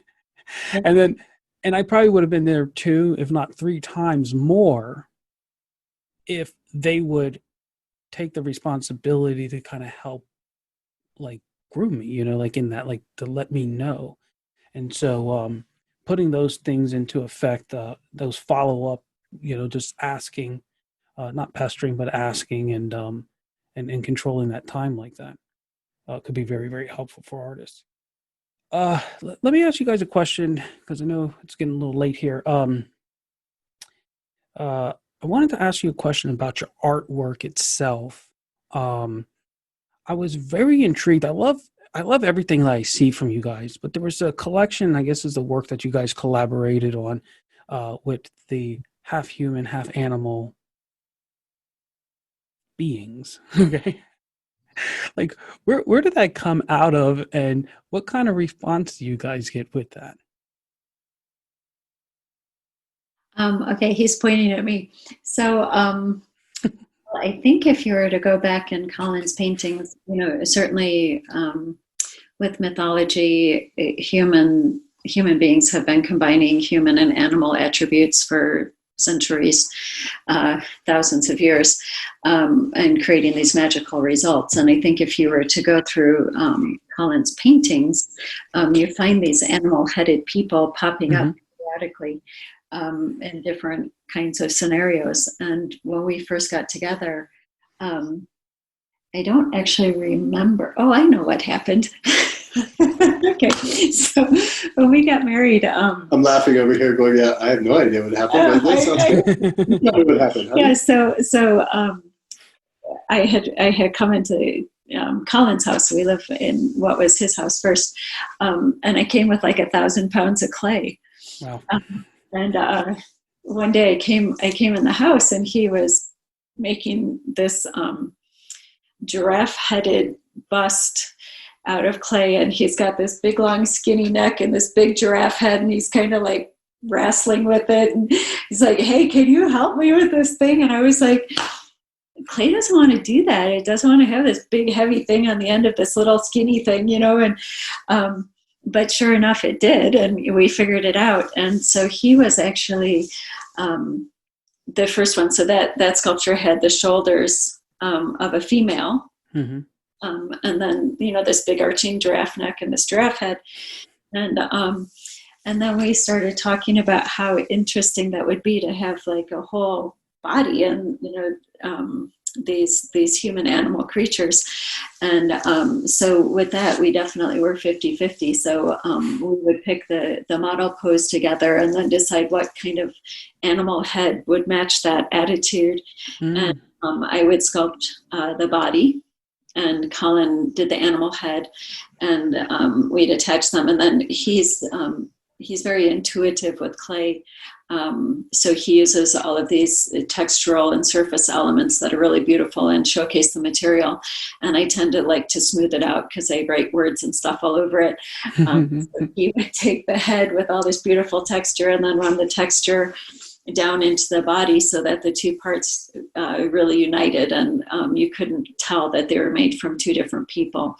So I think that's actually where they came from. And when we got together, he had mostly been, in his life, I think, interested in Greek mythology. But when we got together, we expanded that and started studying other mythologies, because there's just so many stories. You read, Japanese mythology, and you're like, I love those wind gods that they have. So I think our perspective really broadened, and we just bring elements of that into that series. And we've had a little bit of a break from that, but we just made our next animal-headed creature in the last couple months. Oh, wow. Yeah, so. That's cool. I know when I first looked at it, there's this, I don't know how to put this. It was a very weird experience that I had inside myself. It was very cool. I was like, whoa, this is neat, because, you see the figure and you're like, oh, and you relate to it, it's a human figure. And then out of the other eye, you see this animal looking at you, and you're like, oh no, I've never looked at an animal while feeling that kind of feeling, right? And it was this very like I got transported into a place I didn't know really how I felt about, and uh, and I stepped out of that experience and was like, whoa, that was cool, right? Like I like the fact that I felt something that I didn't feel before, right? Um, You can imagine, something really primal where you can imagine, families or clans sitting around a fire at night, mhm. starry, and the elder is telling a story about some creature that's part human and part animal, and the little kids are like, ah. I think it just really connects with something that's very deep within our psyche. And also, I think, like if you think of the fauna, the goat-headed woman, Mhm. she's very in your face, and we might not accept that out of a human person. We might have certain judgments about it, and how this person should or shouldn't be that way. But when you put an animal element on it, we have so much more space for animals Mm. to be silly or goofy or sexual or whatever it happens to be, that it allows a certain freedom of expression for us in choosing the pose and how the end sculpture comes out. That's Would you agree? beautiful. I love that. I, I love that you've figured out a way to kind of help kind of the human to bypass that psychology, because once you put a face on it, and I guess also once you put a face like a human face on it, then it becomes another uh, uh, who is that, or does it look like someone I know, those kinds of questions, right? And by removing that identity, um, you don't even go there, and you just kind of appreciate it from a whole nother perspective without having that boundary there. um, Agree. yeah, so Yeah. what were we going to say? Well, I think when you're talking about face and your immediate response, one of the things with working with the figure is if we were sculpting a tree, we could sculpt it however we wanted, and generally Hmm. it'd be okay. But with a figure and a face, we're so attuned as human beings to every little nuance of Hmm. body language and anatomy, whether we've studied anatomy or not, that if you're off just a little bit, you get that uncanny valley thing where people are like, Yeah. I don't know about that. Um, and it is an interesting thing that we deal with, because in working with the figure, if quite honestly, if we made an abstract sculpture and put it in the middle of our courtyard, it would be okay for most people. If we put a figure in the middle of the courtyard, everybody who goes by will have an opinion. They're going Mm. to be like, they're too fat, they're too skinny, they're too Yep. tall, they're too short, they're too white, they're too whatever. Yep. Yep. Um, and so, one of the things that we love about working with the human figure is that it does inspire those conversations. And, sometimes those conversations are not easy to have, um, you know, um, but that's one of the important things with art, is that it gets people in a mode of talking to each other, Yeah. and hopefully creating a vehicle or a format for those kinds of conversations. So, having done the animal-headed ones and the human-headed ones, we've kind of traversed a lot of ground in interacting with people about opinions. It's interesting. I remember once going to a life drawing session, and I'm listening. Like, if you just listen to the mark making, the pencil marks that are going on the paper, it's very interesting because you can hear the fear that comes out of the pencil, out of the marks. Um, because when you're drawing the human, there's nothing else you can draw that can come up and say, yeah, that doesn't look like me, right? And so there's like there's a real raw potential of rejection that comes out, and you can hear that coming out in people who are, maybe not confident in what they're doing. You can hear it in the way that they make marks. It's just a different sound.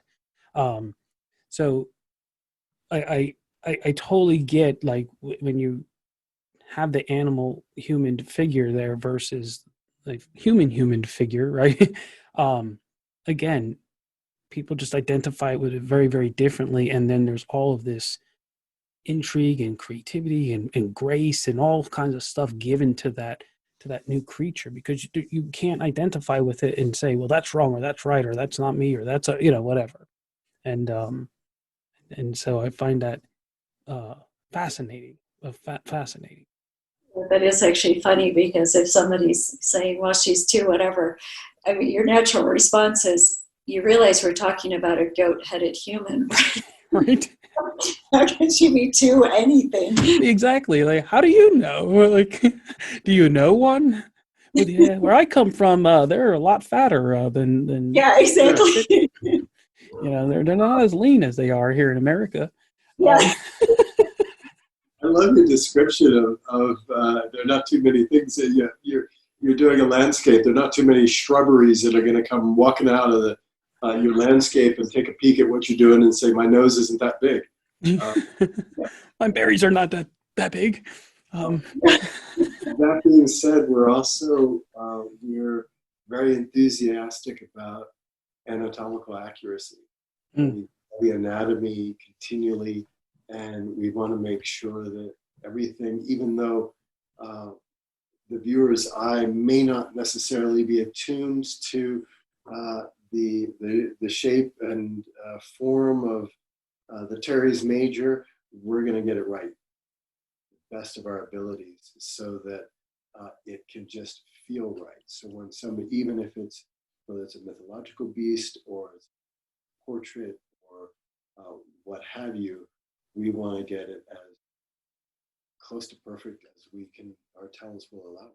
Yeah, and that's actually an interesting thing, because I have worked with some models that are uber buff and lean. Mm-hmm. And, I'll have done exactly what the anatomy is. And Colin will come in and I'll be like, what is that weird little thing right there? And I'm like, it's on the model. And then I make a choice to take it off, because, there are some anatomical things on different people that if in a viewer looking at it, it reads as, what is that? Yeah. Sometimes as the artist, you actually make the choice to just be like, okay, I know that's on the model, but it's not going to read right on a sculpture. And so you just make the choice to do something that would be more standard. Is it a bone or a what? Yeah. Yeah. Should we do the 11 fingers or just stay to the 10? Yeah. No. I actually did that once. When I was younger, I used to do caricatures, and I draw in the kid's head, and I draw his ear in, and I go and I look and I turn and I keep looking, and I almost fall off my chair before I realized, like, oh crap, he doesn't have an ear, right? And he just had kind of his little piece of flesh, right? And so I drew it in, a little blink, because it was just part of who he was. But his parents loved it and everything, and but it was one of those experiences, like, yeah, putting another ear in there wouldn't have been right, but so yeah, sometimes you just have to make those editorial decisions. Well, guys, I want to ask you one more question before I ask you the most important question. And I just have to ask this because it's for advice, but not advice for an artist in artwork. I find your energy so refreshing as a couple. So if you don't mind, would you guys give like some type of advice for artists who are married, maybe to other artists, or just married in general, or in a relationship, on, from both your perspectives, like, what would you consider a must-have in a relationship to make it dance so well? And I know I'm just dropping that on you out of nowhere, but Well, the must-have for me would be Colin. That's like the most awesome answer ever. Oh, wow. Whew. Ping. Okay. That was okay. You don't need to answer after that, Colin. She just summed it up. Okay. But Well, I think, you know, Kelly, how do you sum that up? I think maybe it's just always having a tremendous respect for that other person and like their being, and always having in your mind what a gift they are in your life. Like when we meet somebody and we're like, oh, you like coffee too, oh my god, and there's this electricity of discovery about that person. And then I think what I see with a lot of relationships is like they get to a point where they quote unquote know the other person.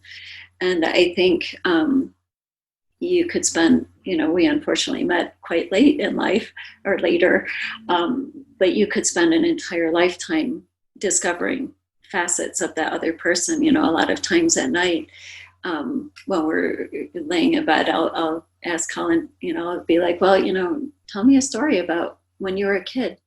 Tell me something that I haven't heard yet about you, because we've been together since 2008. And there's still tons of things about him that I don't know from his past, but also things that he's been thinking about now and things that he's learning now and perspectives that have changed. And I think continuing to love discovering that other being that you share your space with, and always being present to the incredible person they are that you fell in love with in the first place. And I think being selfless about, I think a lot of times as relationships go on, we become more selfish and we focus more on what we need. And I think relationships work in the beginning because we want to write sonnets and poems and bake bread and, cookies and, do all this for the other person. And we're selfless. And I think if both people in the relationship are always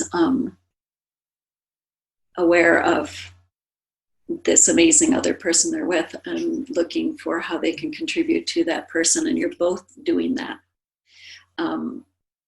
I think it's this really magical experience. That's beautiful. Does that say it right? I'm smiling and laughing, which of course doesn't come over in audio. I was listening to the question, and I'm not sure because it was addressing a number of different topics in some way. What is it like to be with another artist? What is it like to be married? What is it like? If we're looking at prior to, neither of us were married before we met, and I would say from my perspective, I had the pleasure and honor to be with a number of really truly wonderful women, and that they were delighted me in so many ways.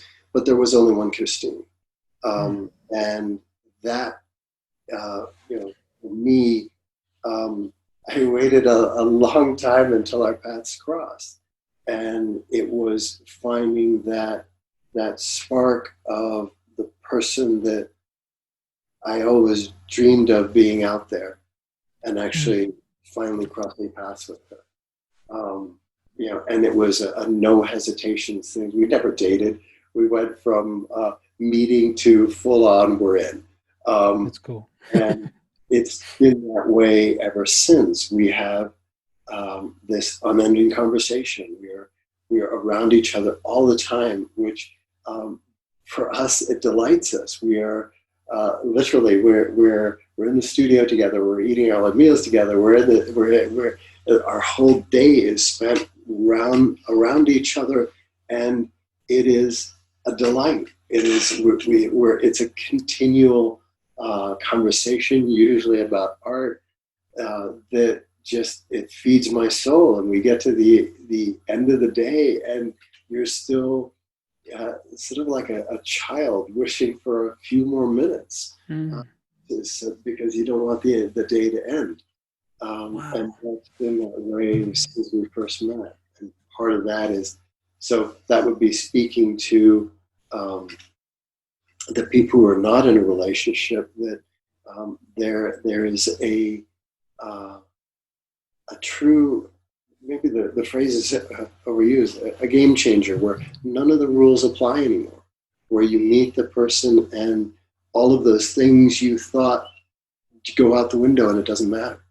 And it becomes this connection, and if you want to call it twin flames or what have you, where it is an absolute delight. And that is not to disparage any of the other women that I've had the pleasure of having in my life, because they were truly wonderful. Mm-hmm. But they weren't Kristine. Yeah, and I think I've met some of his former girlfriends, and they are beautiful, powerful women. And I actually feel grateful because he was not damaged in any way when he came to me, and so I'm like grateful to them because they were nice to him. Yeah. And when we first met, he told me, I imagine at some point we will disagree on something, and I just want to say right now, I'm sorry, it was not my fault, please forgive me. And I'm like, okay. And but the flip side of that is that if you're going to be with an artist, that person is uber sensitive, and generally they're good people. And I would never want to say something hurtful, or it's like if he asked me to move somewhere else that I didn't want to go, we'd figure out how to do it, but we would never ask the other one to do that. It's like we know each other, we know the no-go zones and things like that. And so it's like you don't pick fights with each other, and I see people and they do. And it's like, why would you choose that life if you could choose a life where you are always being kind to each other and always being in love with each other? And there's nothing to fight about. Yep. That's not how we choose to be. And to speak to artist on artist, one of the really glorious things about being with another artist and with another creative is that we speak the same language, and we communicate on a very rich level because of that shared language.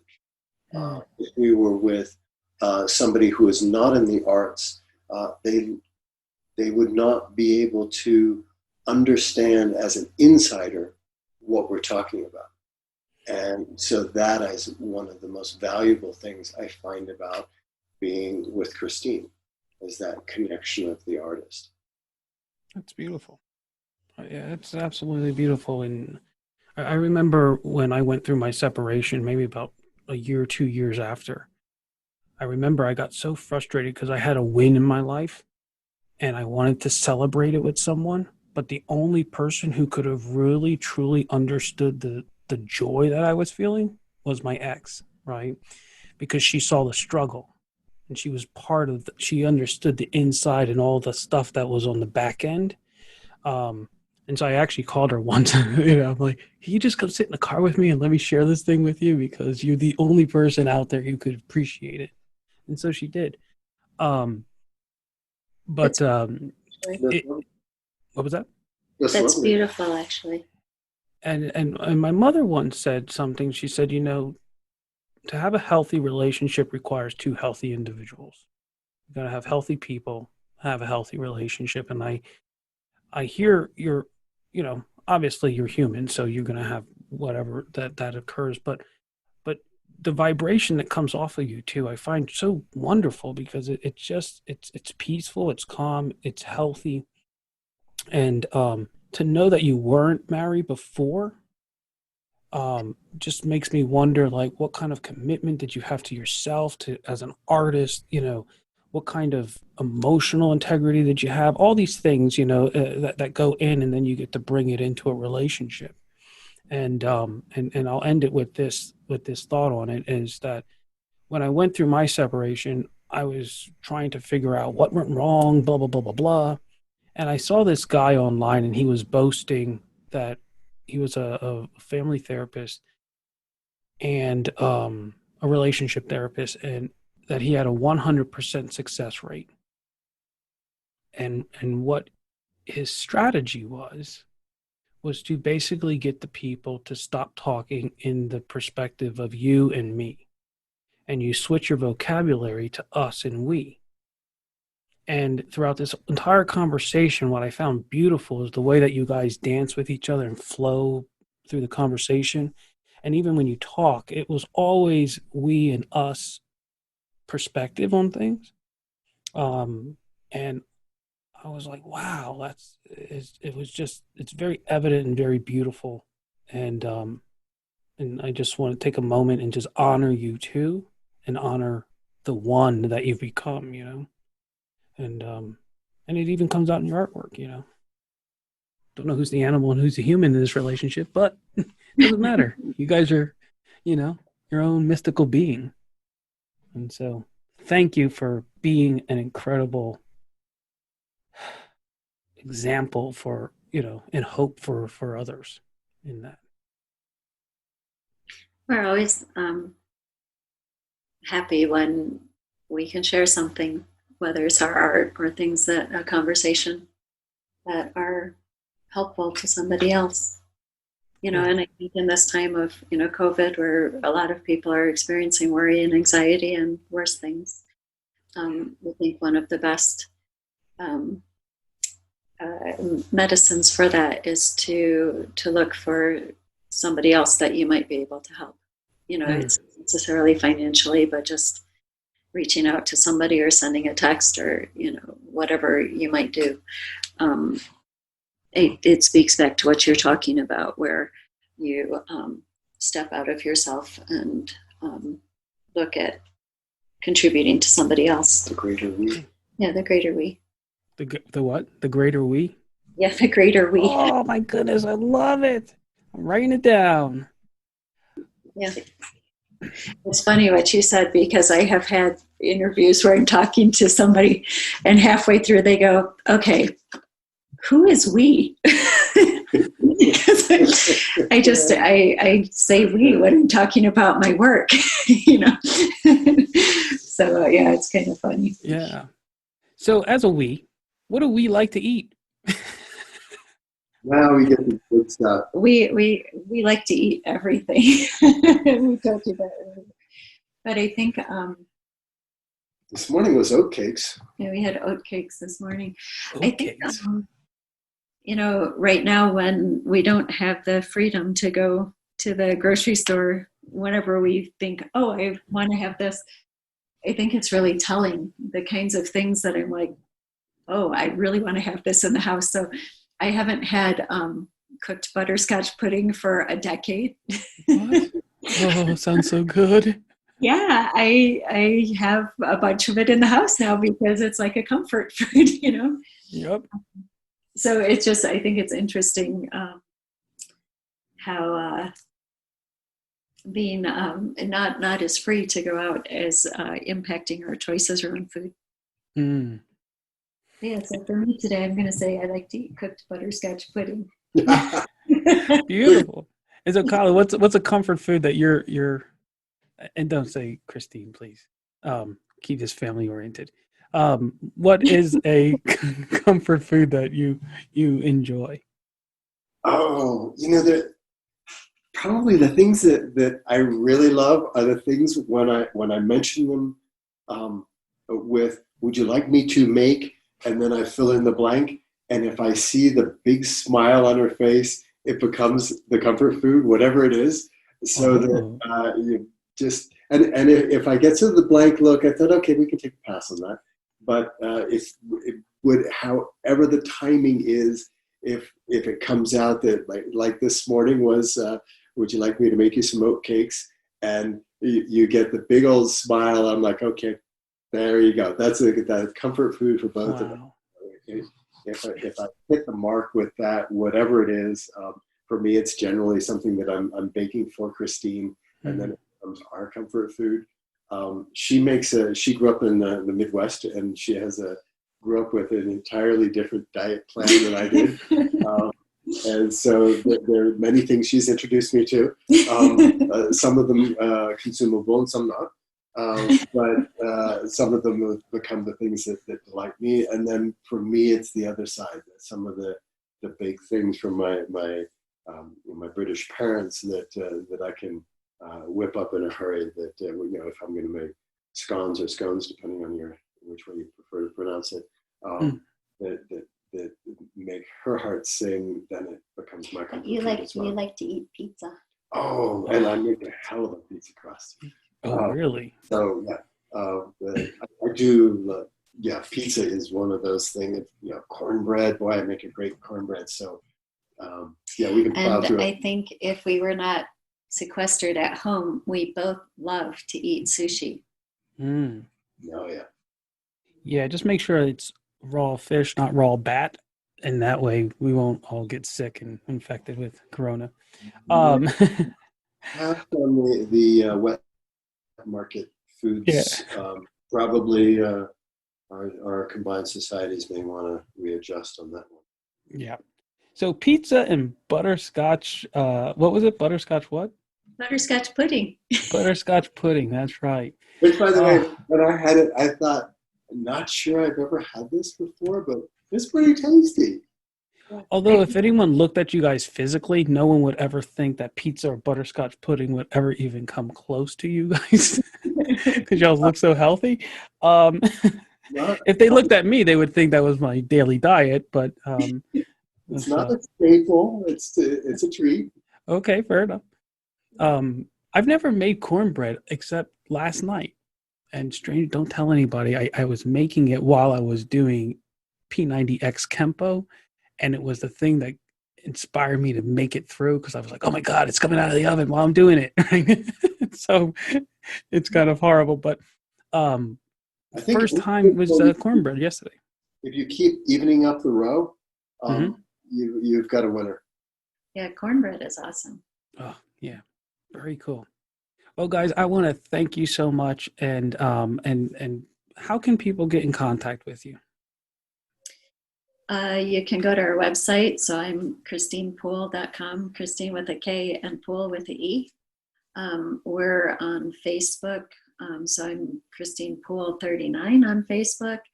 And on Instagram, we're at KC Poole Artists, plural. My website is colinpoole.com, COLINPOOLE.com. Beautiful. I will add that to the show notes. And thank you guys very much. It's been a real pleasure. It's been a true delight having this conversation. It's like a fireside chat without the fire.